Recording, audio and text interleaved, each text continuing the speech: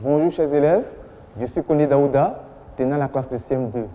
Et aujourd'hui, je vais vous entretenir sur une leçon de sciences. Voyons ensemble la situation d'apprentissage. Au cours d'un match de football, un élève de CM2 s'est blessé au gros orteil. Pour arrêter les saignements, il a appliqué du sable sur la plaie et est resté sans soin. Quelques jours plus tard, la plaie s'est gravement infectée. Pour découvrir le fonctionnement de l'organisme, en cas de blessure, le blessé et ses camarades de classe décident d'enquêter sur les moyens de défense de l'organisme. De qui s'agit-il? D'un élève de CM2. Où s'est-il blessé? Il s'est blessé au gros orteil. Que fait l'enfant pour arrêter le sang? Il applique du sable sur la plaie. Que va-t-il se passer? La plaie s'est gravement infectée. Que veulent savoir les enfants? Ils veulent ensemble découvrir les moyens de défense de l'organisme. Donc aujourd'hui en sciences, nous allons voir les moyens de défense de l'organisme. Chers élèves, sachez qu'il existe deux moyens de défense de l'organisme. Les moyens naturels et les moyens artificiels. En ce qui concerne les moyens naturels, sachez qu'il y a la peau et les globules blancs. Notre organisme se comporte comme un pays. Dans un pays, il y a toujours l'armée qui est là pour assurer la sécurité du pays, pour protéger le pays. Notre organisme aussi dispose de soldats, de mini-soldats. Et ces soldats ont pour rôle de protéger notre organisme. Et ce sont ces soldats-là que nous appelons les globules blancs. Allons d'abord par la peau. La peau, c'est quoi la peau? La peau, c'est cette membrane qui protège tout notre corps. Cette peau constitue la première barrière protectrice de notre organisme. Lorsqu'il y a ouverture sur la peau, alors cette ouverture constitue une porte d'entrée pour les microbes. Et donc, dans notre corps, la peau étant franchie, les mini-soldats dont j'ai parlé, qui sont les globules blancs, vont prendre la relève. C'est à eux qu'il revient de protéger l'organisme. Alors, ils vont se promener partout dans notre corps pour identifier les microbes, les capturer et les neutraliser. Lorsque les globules blancs parviennent, alors le malade guérit et il retrouve le sourire. Lorsque notre organisme n'arrive pas à faire face aux menaces, alors notre organisme aura besoin d'apports venant de l'extérieur. Et ce sont ces apports-là, venant de l'extérieur, que nous appelons les moyens artificiels. Ces moyens artificiels, nous allons parler de trois. D'abord, les sérums. C'est quoi un sérum? Un sérum, c'est une substance fabriquée par l'homme pour guérir une maladie. Le sérum est utilisé à titre curatif. Comme exemple de sérum, nous avons le sérum antitétanique qui va venir détruire tous les bacilles de Nicolas qui sont dans notre organisme pour nous donner la joie de vivre. Alors, les sérums sont donc utilisés à titre curatif.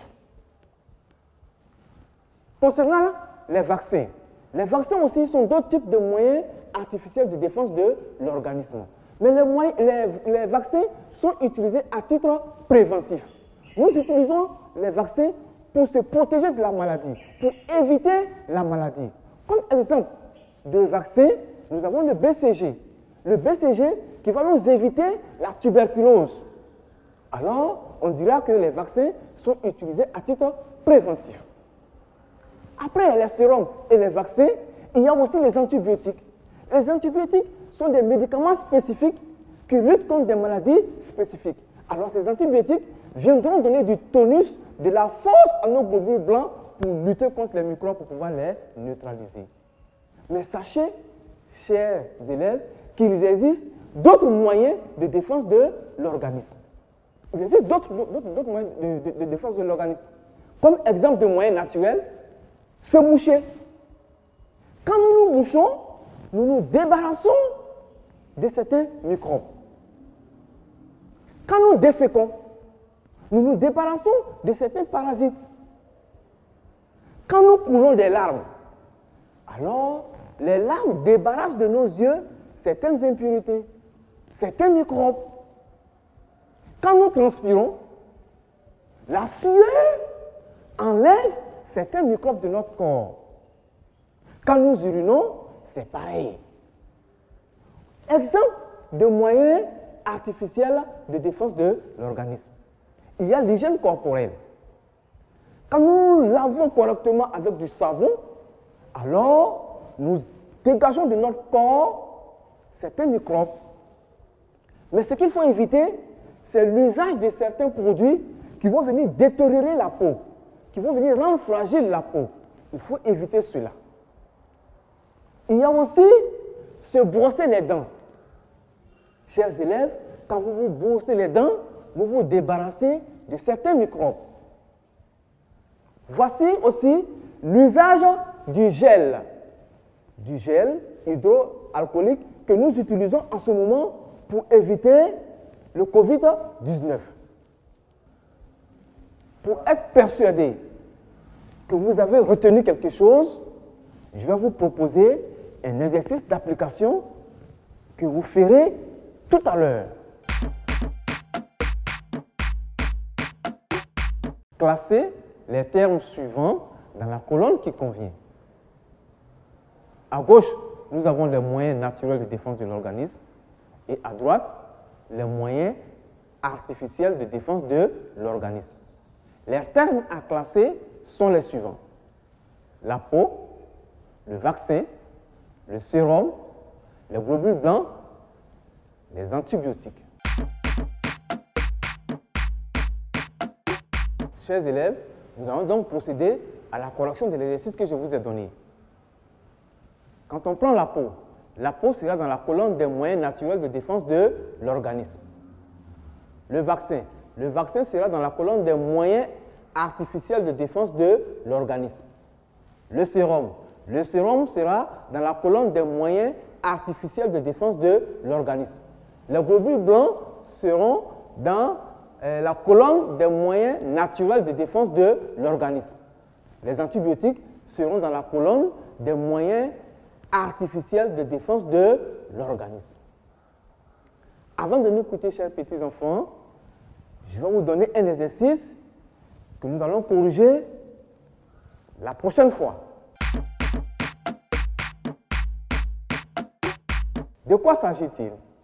Il s'agit maintenant de relier les différents moyens de défense de l'organisme aux moyens artificiels ou aux moyens naturels.